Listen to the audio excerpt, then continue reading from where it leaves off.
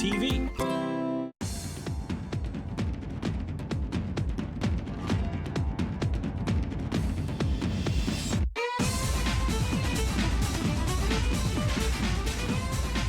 Hello everyone, and welcome to another episode of Out of the Fog. I'm your host, Laurabel, and we have a killer lineup for you today. I'm going to be joined by the one, the only Dr. Ainsley Hawrrone, who is a cultural historian, and we're going to get into a little bit of what that actually means.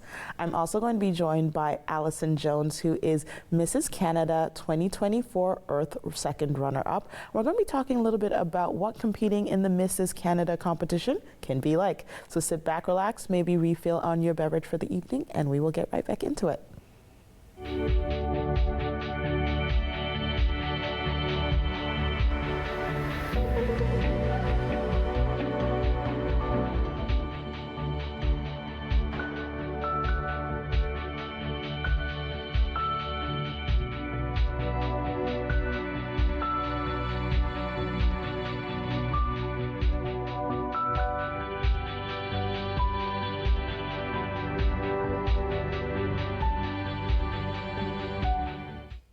Welcome back, everyone. I'm now joined by the one, the only Dr. Ainsley Hawrrone. Ainsley, thanks for joining me. Thank you so much for having me in, Laurabel. I'm so pumped to have you here, and I wanted to make sure that I said doctor because you worked really hard to get those credentials, so we need to let people know that they're well earned. So you are a doctor of cultural history. So I guess for someone like me who does not know what that is, and maybe for some of our viewers, what exactly does that mean? So cultural history is the study of the past that focuses on features of the way people live, the way people think, the things that they believe. Okay. So when most of us think of history as a discipline, we think of political history. Yes. You're studying who ruled what when, you know, our military history, what battles were fought, how were they fought, what were the military tactics. That never interested me. Okay. I was much more interested in what people in the past were like, okay, how they interacted with each other, and how the things that they did and created led to the culture that we have today. Okay. So in studying that, how has that, I guess, impacted how you now move through the world, knowing that you will one day be part of history? Yeah, that is a fabulous question. Okay, I'm going to say two answers to that. Okay. So one is that the thing I'm most interested in in writing about history is challenging misconceptions we have about the past. Okay. Because people often think that the way they grew up is the way things have always been or have been for a long time, right? Yes. And in fact, people have lived in many, many different ways throughout time and throughout the different parts of the world. And I think we need to remember that many of the things that we're experiencing today are not new, and we can look at historical examples of when those things have happened before. And I think that's especially important with social justice issues. So for instance, right now people will say that things like gender, non-binary identities, or raising children in gender-free ways are new and experimental and therefore frightening. Okay. But actually, in the 19th century, in North America, children were raised in a much less gendered way than they are today. Oh. Okay, see, I would never have known that. So all children were dressed in dresses, short dresses. Okay. And that's probably because it was easy to change diapers that way. When kids grew, you didn't have to worry about them growing out of like the length of their clothes. Children also often at a young age were not referred to using gender pronouns. They were called it. Oh. And okay. that sounds like you're dehumanizing the child, but that doesn't seem to be the case. People still felt very emotionally attached to their children. But the sense was in much of the Victorian era that if you treated children like little adults, you were over-sexualizing them. Oh. Right? So you don't want to dress boys like little men and girls like little women because that's too mature, that's too sexual. Okay. And it's interesting to look back at that. And, you know, so many interesting historical figures were raised that way. And today people are trying to do something that's not very dissimilar to that. But it seems new and frightening. And I think if we look at the fact that that's happened before, people have done it before, it demystifies some of those ideas. See, that's so cool to me because, like, I'm a parent, so I was like, okay, when I call, like, my kiddos' friends little humans, and I was told, like, they like boys and girls, I was like, but little humans. Yeah. Okay. Why do you think that? That's only the way we've been doing it pretty recently. Okay. And I think if we know that that's recent, then it also frees us up to be more broad-minded in our approach to things. So that's one thing that doing history has really motivated me to, kind of explain to other people and write about. But I love that your question is also getting at the future, like thinking about who do you want to be to other people. And I think about that a lot, is like, what type of influence do you want to have on the world, and how do you want to change society? And for me, that is always about trying to make our society a more just place. So a more inclusive place that allows all people to be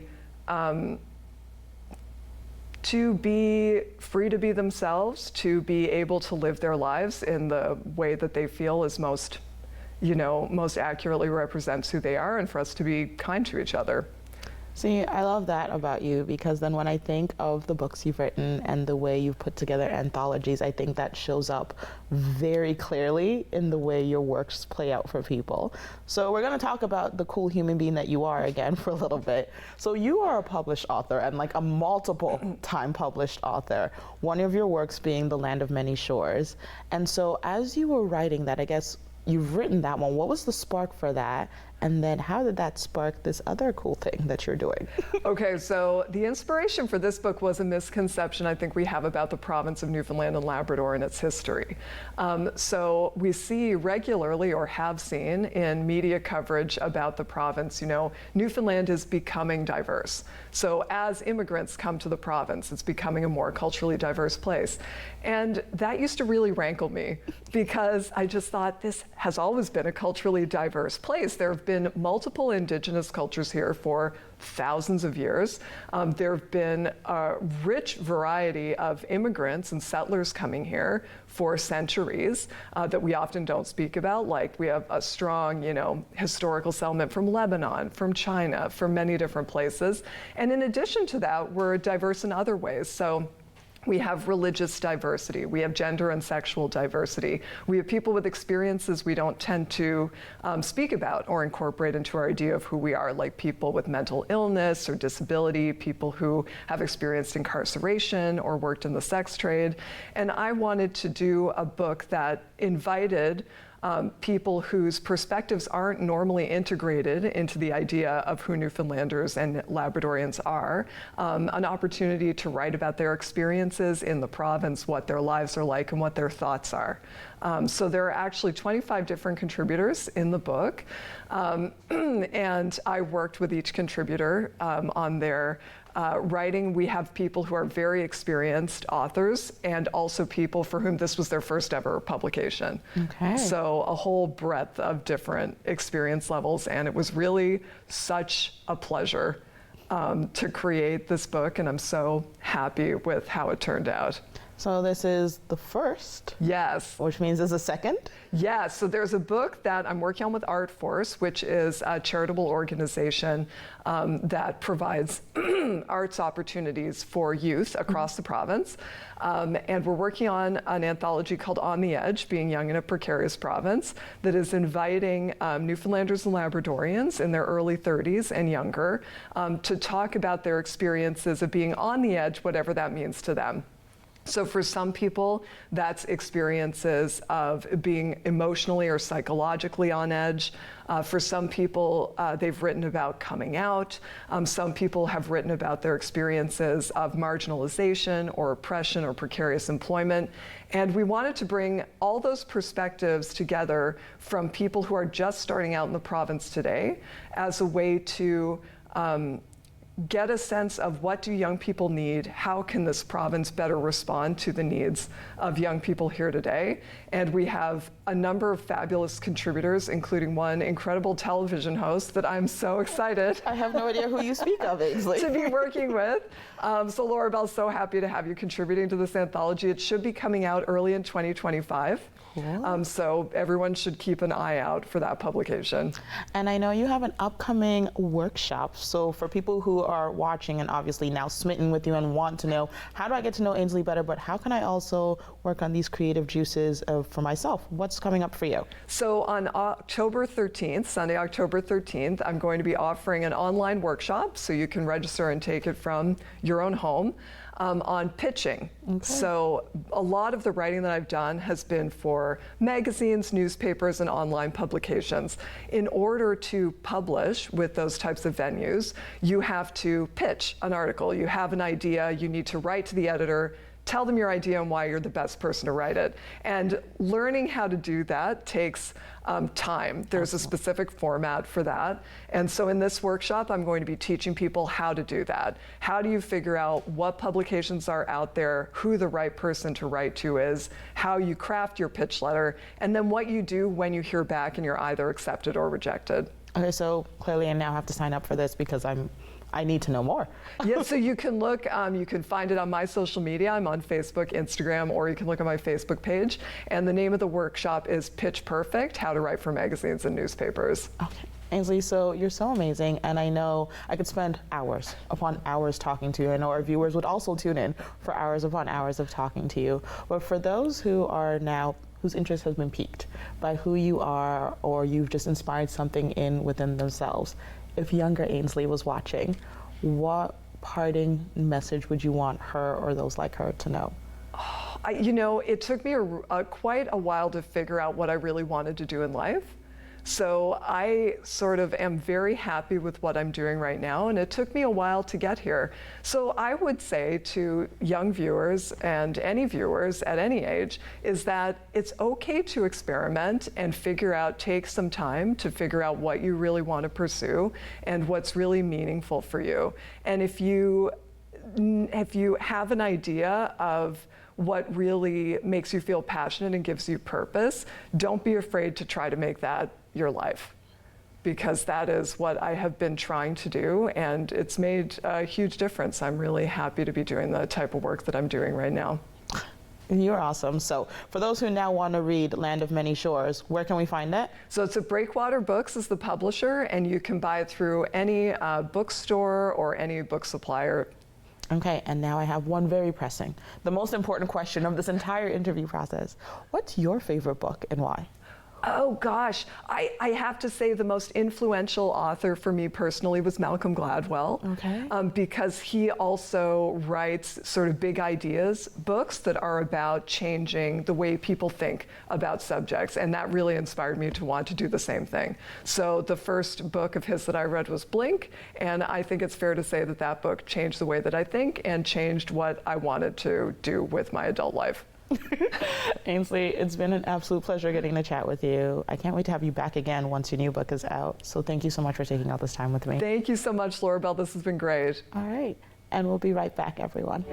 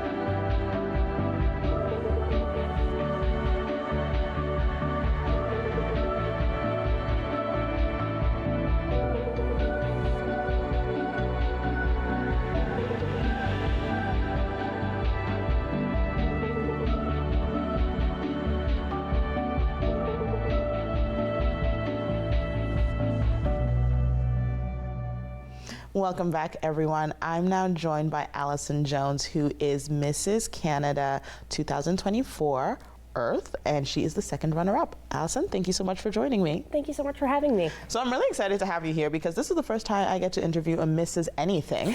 So I guess the first place to start is, how did you end up in the Mrs. Canada competition? So the Mrs. division is for obviously married women. And generally women over 25 or 30, depending on the pageant system's sort of age range. But I knew that once upon a time there had been a Mrs. Newfoundland and Labrador. Okay. So I looked into potentially entering into that because I'd been interested in pageantry for quite some time. Hadn't really had a chance to compete when I was younger for various reasons, didn't have the resources, time, etc. So now as an adult, I thought, well, why not? Now's the time. You know, life's too short to not try something you're interested in. Absolutely. Went looking for that. The Mrs. is no longer an offering in the province, but I looked nationally and I was able to apply directly, basically on a whim. Okay. And thought, well, nothing will come of that, but it doesn't hurt to submit a headshot. And then a few months later, I was going to Abbotsford, BC to compete with 52 other women. Oh my God, so a whim and a cross of a finger. And here we have. Okay. So when you entered and you found out that you were going to be competing, were you competing for the Earth position, or how did that come to be? Yes, so they give out 3 titles in the Mrs. division. There's Mrs. Canadian World, Mrs. Canada Universe, and Mrs. Canada Earth. Okay.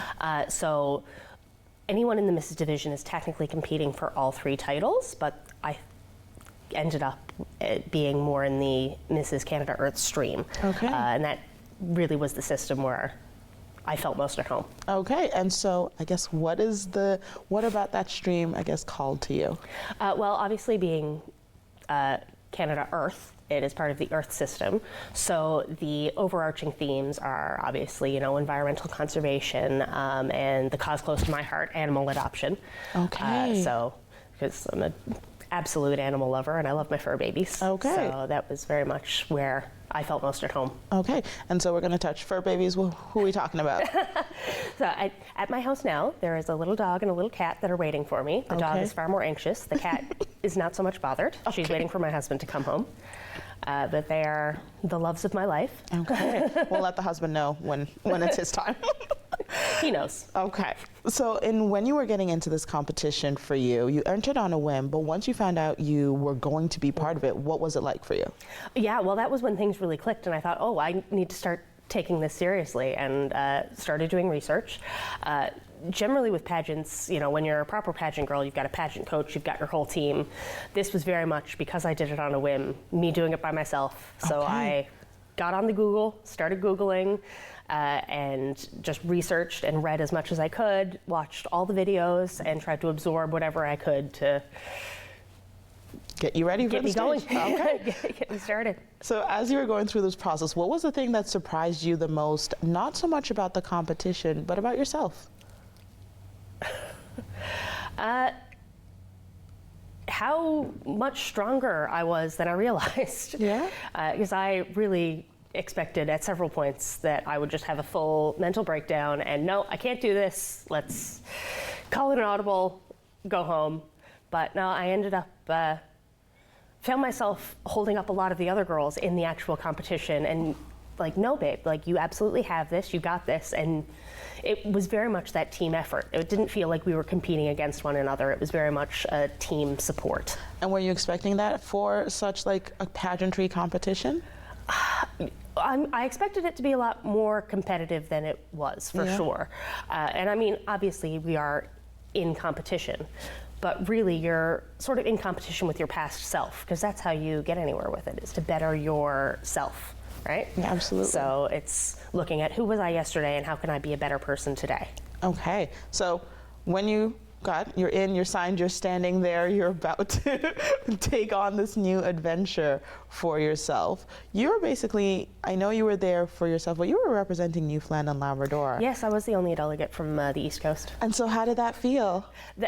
it did give me a lot of sort of Atlantic pride for sure. Okay. 'Cause, up until this year, I think the furthest out east they had a competitor come from was Montreal. Wow. So having a proper Atlantic Canadian was a new experience. Okay. But I felt quite pleased that I got to represent our province. Okay, so now that you've won, your second runner-up, so what does that, like, what responsibilities are you now held to? Really, it's doing it on your own. And the beauty of the pageantry is it's not so much that I have necessarily responsibilities, but the sash and the crown help Gorgeous, by the way. amplify my voice, Yeah. right? So it helps people take me a little bit more seriously in the things that I do want to do, right? Okay.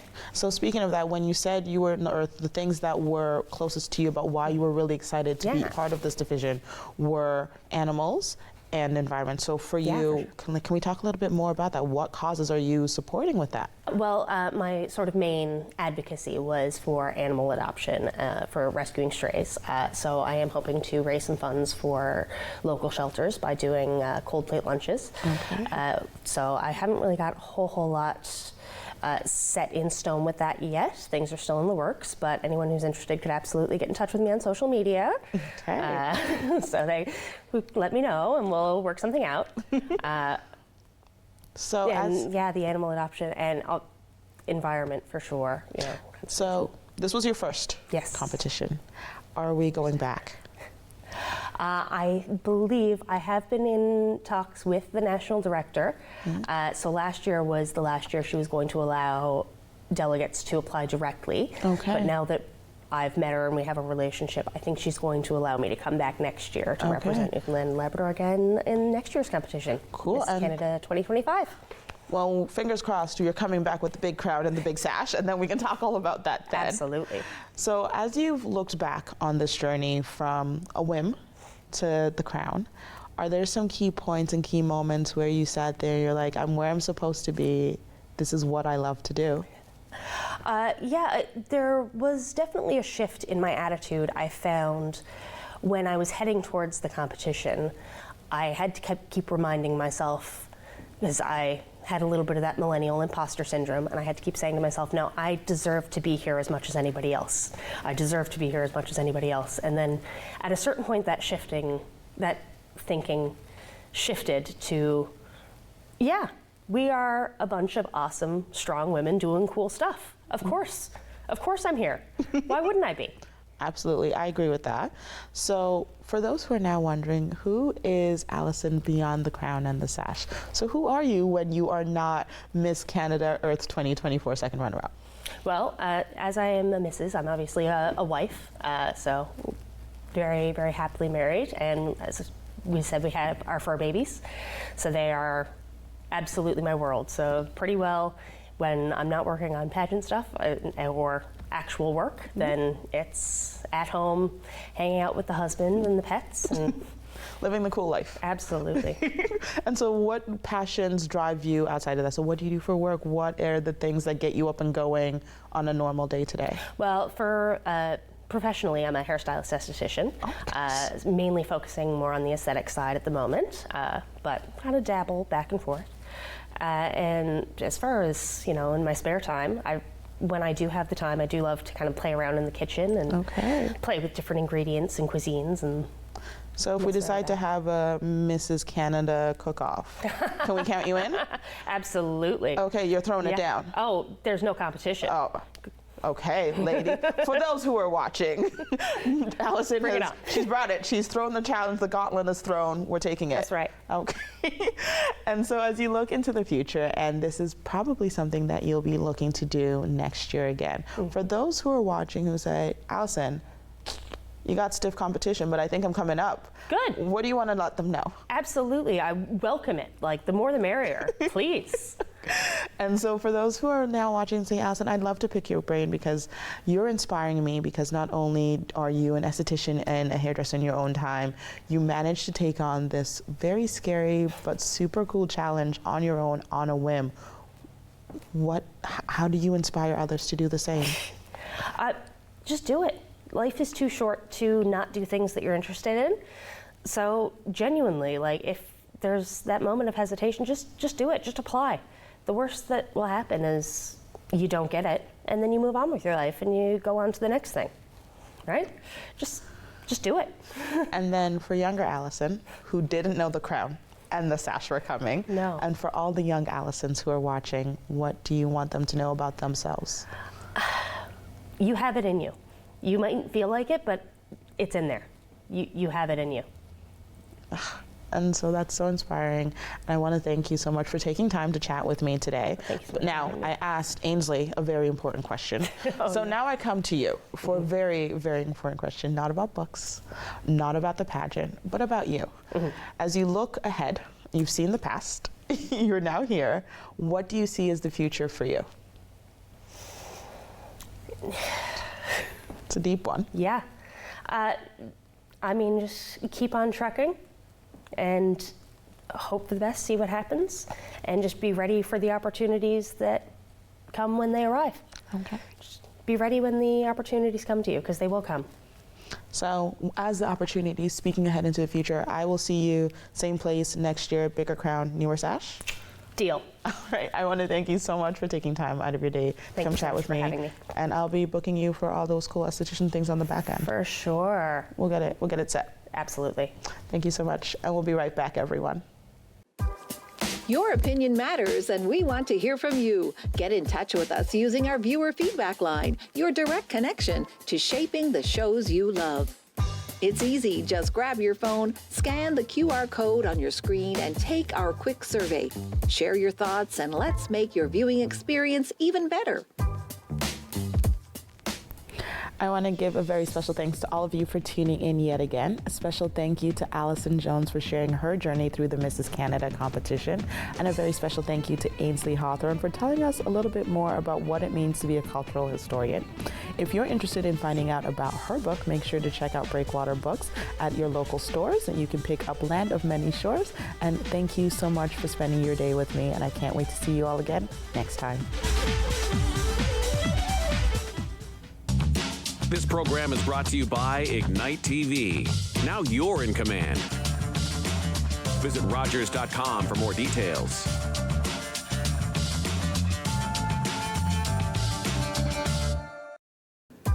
We want to hear from you. Provide feedback on this show or find out how you can get involved. Call, email us, or scan the QR code to take our quick survey. Sports fans know Sundays are for football. That's why you need NFL Sunday Ticket. With NFL Sunday Ticket, Rogers customers get every live game, every Sunday afternoon, all season long. Follow your favorite teams and players live in HD. Order NFL Sunday Ticket and get up to 200 regular season games. Rogers Ignite TV customers say NFL into your voice remote. Here are 3 reasons why your social strategies should include Rogers TV. Reason number 1 is we have hyper-local audiences. The community TV channel gives you a chance to engage with people where you live, so you really get to know your neighbors and they get to know you. Reason number 2 is we can help diversify your distribution. With social media, it's really important to be able to have a wider audience, and Rogers TV can actually help complement your online presence by delivering to a different audience. And it's actually really easy to repurpose your existing content or to just create new material specifically tailored for community TV. And finally, reason number 3 is we can help enhance your credibility and your trust. And by aligning your brand with Rogers TV, you can tap into that trust that viewers have. This can boost your reputation, especially among viewers who favor local businesses and value community involvement. 1, 2, 3. It's that easy to build your local audience with Rogers TV. This fall on Rogers TV, we'll be airing your RNC Compassion in Action.